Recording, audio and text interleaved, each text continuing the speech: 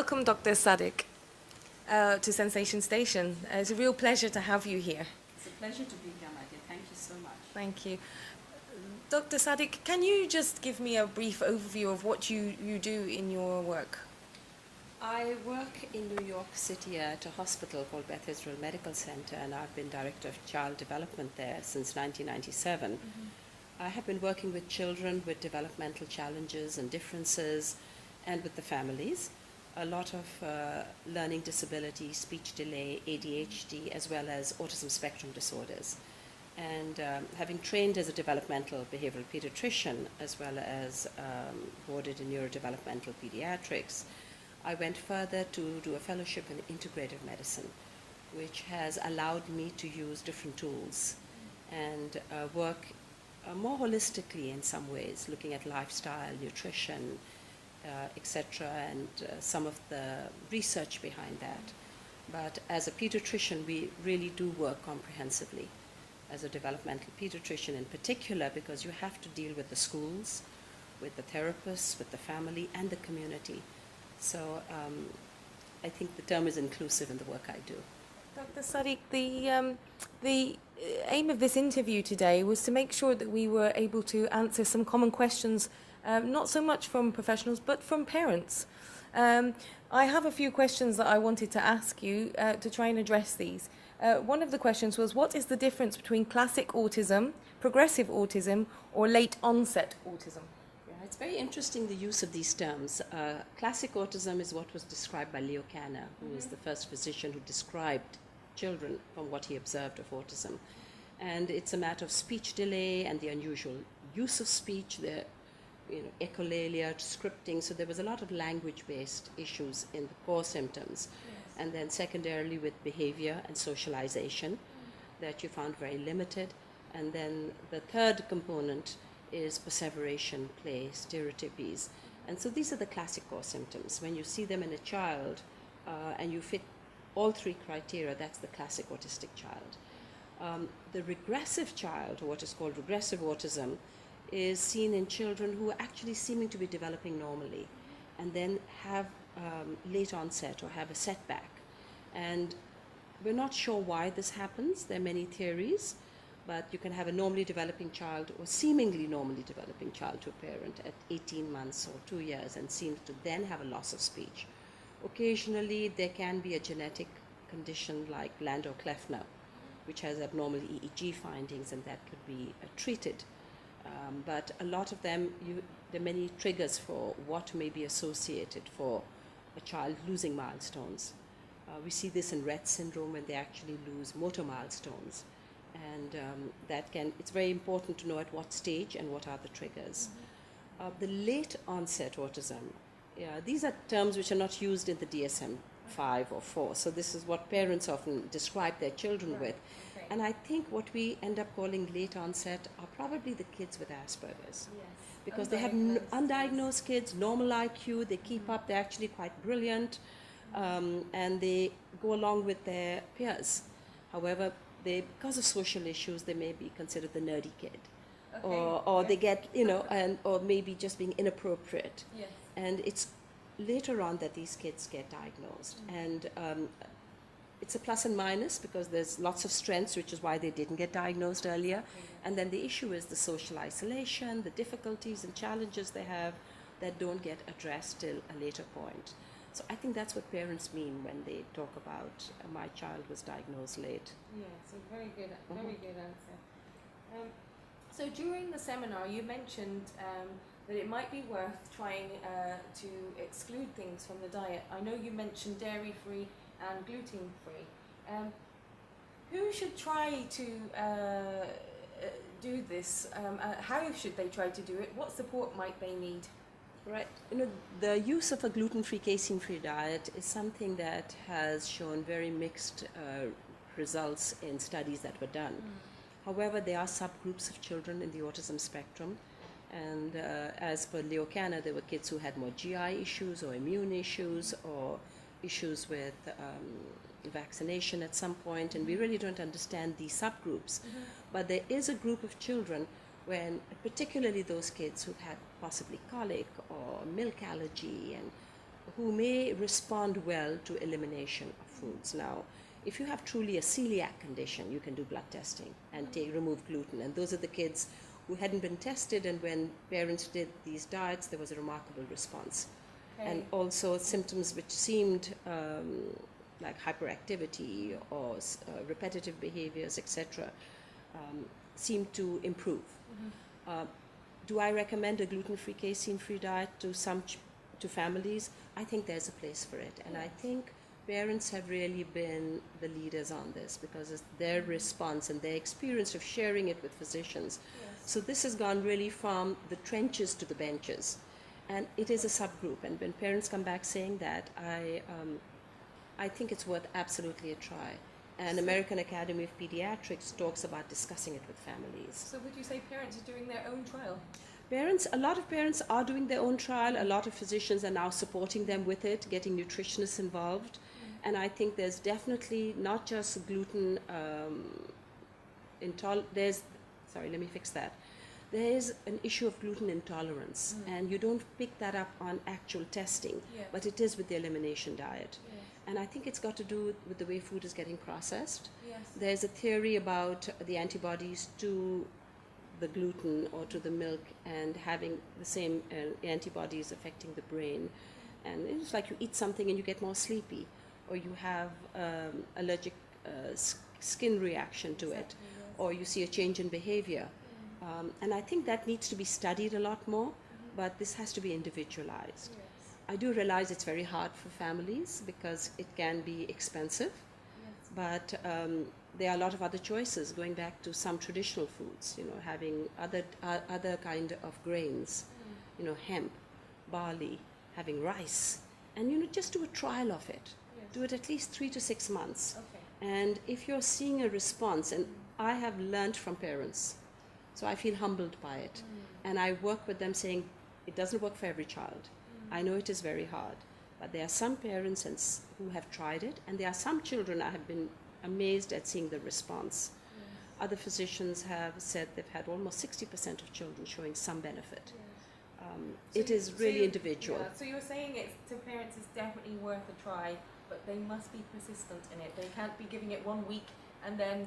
Absolutely, and I think it's important. Yeah, and it's important to get support. You can have other parent support groups. You can deal with a nutritionist, yes. And then also it doesn't work for every child. Yes.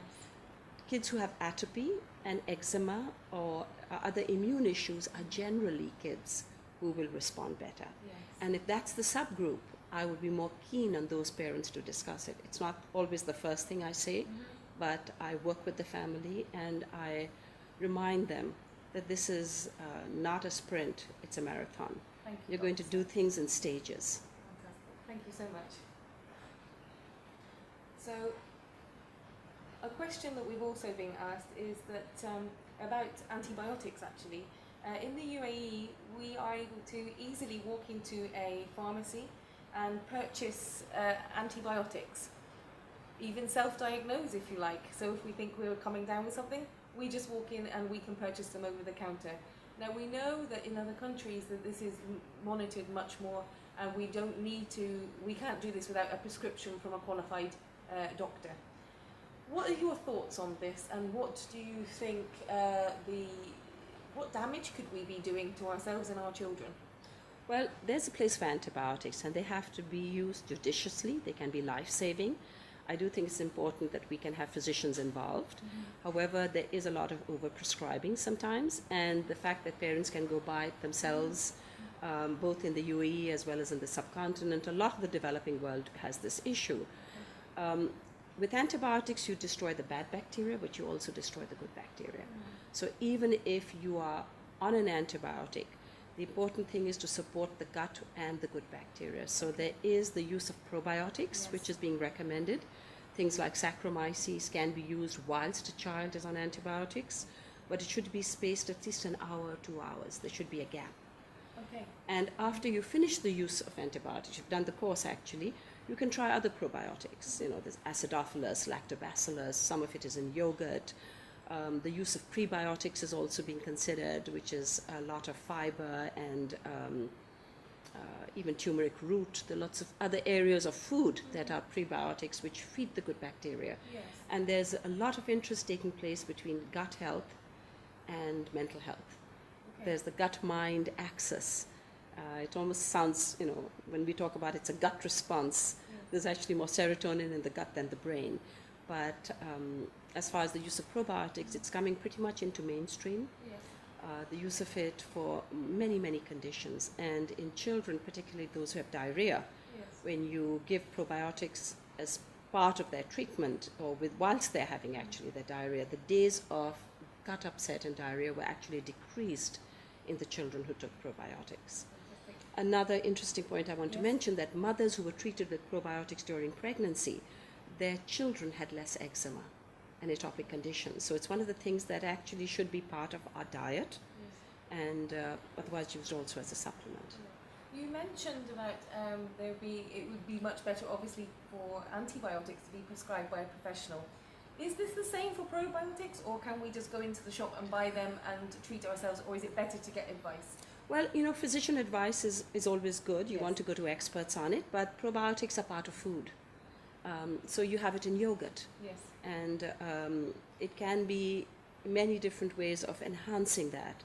There are supplements available, and you don't know which one will particularly suit your child. Often it's a bit of a trial and error, but physicians would know that, it's more of a gut issue, etc. There's more studies been done on this particular one. But if it doesn't suit your child, don't give it, and try something else. And even if it's suiting your child, people who are on prolonged use of probiotics should be changing it every couple of months. Dr. Sadiq, we talk about the spectrum a lot. Can you help me understand more about what that actually means? I think it's a very important question, and parents often get confused by that. And I think the way to approach that is every child is individual. Yes. And they have conditions which vary. When does a difference become a dysfunction, become a disability? Some kids are very language impaired, some kids have more sensory issues, and it's based on criteria. So according to before the classifications of classic autism, PDD, NOS, etc., Asperger's, we still have that. Yes. But we realize that kids are changing with their diagnostic criteria sometimes because their symptoms change. Yes. And it is a symptom-based diagnosis. I tell parents that all diagnosis is man-made. We have taken symptoms, put labels, and I think there's a place for that, and it is important because that's how we can tailor treatment, how we can communicate as professionals. But I always tell a parent, this is your child. This is John, or this is Adila, or this is, and these are strengths and weaknesses, and this label doesn't define her, but helps us understand her challenges and the services we can give her. So it is like a rainbow. Yeah. When you say spectrum, it is many areas are involved. And so there's speech and language, fine motor, sensory issues, there can be socialization issues, perseveration, play, many aspects. And now we also know about medical issues that are seen in children in the spectrum that need to be addressed, and different functional levels. Now in the DSM-5, doing a functional assessment is very important. Yes. And we keep changing the classifications. I'm sure the DSM-6 will add something or remove something. Probably. So with that humility in mind, that this is not cast in stone, but is a system for us to analyze, work with, and eventually help our children. Dr. Sadiq, what would you, in your opinion, would you say the healing aspects of traditional foods would be? This is an interesting question because it relates to the part of me that has trained with integrative medicine and very interested in herbs and using more natural, holistic approaches, which is really lifestyle. Yes. And you see a lot of medication and has also really come from herbs. Yes. Whether you use digitalis, etc., for the heart. And I think the old concept, you go back to the father of medicine, Hippocrates, who talks about let food be thy medicine and medicine be thy food. It has been part of traditional, whether it's Chinese medicine, Ayurvedic medicine, that focusing on the gut and diet is very important. And as our Western medicine, allopathic medicine has evolved and is evolving, we do great stuff with acute care, but there's a focus coming back on nutrition and food. Whether it's the obesity epidemic or food allergies that we're dealing with, going back to certain traditional foods, you find a change in a population that moves from one area to another because their genetics get altered somewhat by the nutrition around and this whole new field of epigenetics. But my particular interest is in some traditional foods like turmeric, for example, which is the active ingredient is curcumin. And it's been part of a lot of our cooking in the subcontinent, also in the Middle East, and now being used a lot more in the Western world, because the curcumin has a lot of anti-cancer properties, anti-inflammatory properties. So it has multiple benefits, and it is being studied and researched for that reason. Studies being done with kids in the autism spectrum as well as cancer, and it is a potent anti-inflammatory agent, and it's part of food. And do you feel that parents are willing to embrace this, or are they not able to understand the concept, or maybe be willing to? I think parents are actually very open because they've heard it through their grandmothers. Yes. You know, when somebody is sick, let's give them cranberry juice, and now we find the data that cranberry juice with a UTI is actually beneficial because it prevents the E. coli from attaching to the pathways. It's, you know, it has some benefit. Ginger, garlic have been used forever, and now you can get supplements that it's anti-inflammatory and an antioxidant, and there's a place for that. So food is medicine. And the use of herbs, for example, mint tea, we've just used it, you know, or green tea with the theanine in it has been used in the Japanese population and is calming. Lavender as an aroma has been used in many traditions, and we just use it because it's been done. But what is interesting is the research that's coming out with it, and that it does help with focus and calming and works straight with the limbic system. So I think certain traditional medicine, because it's come down through years and it has worked, and there's the longevity of evidence. But we do need to do some studies, and that is happening now. So it's really a very exciting place. I look at medicine not as just mainstream or conventional or what we call alternative or complementary. I want to focus on good medicine and integrating best practices. So lifestyle, sleep, how you spend your time, what you think about your environment really is very important, and I don't think we need a very linear approach. There's a place for that in acute conditions, but for chronic conditions, we absolutely need a very holistic, comprehensive approach.